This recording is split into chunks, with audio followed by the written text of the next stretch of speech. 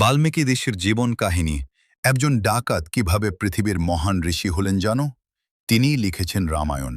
এই অবিশ্বাস্য কাহিনী শুনলে তুমি অবাক হয়ে যাবে। বাল্মীকি ছিলেন রামায়ণের রচয়িতা, কিন্তু তিনি জন্ম থেকেই ঋষি ছিলেন না। তার জীবন শুরু হয়েছিল একদম ভিন্নভাবে। তার আগের নাম ছিল রত্নাকর। তিনি ছিলেন একজন ডাকাত, পথচারীদের লুট করে জীবিকা চালাতেন। কিন্তু একদিন তার জীবনে বড় পরিবর্তন আসে।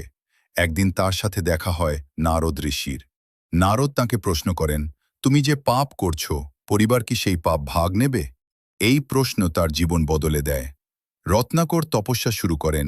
তিনি মরা মরা জপ করতে করতে রাম রাম জপ করতে থাকেন। দীর্ঘ তপস্যার পর তিনি হয়ে ওঠেন মহান ঋষি বাল্মীকি। এরপর তিনি রচনা করেন রামায়ণ। এটি বিশ্বের অন্যতম মহান মহাকাব্য, যেখানে রাম, সীতা ও রাবণের কাহিনী বর্ণিত।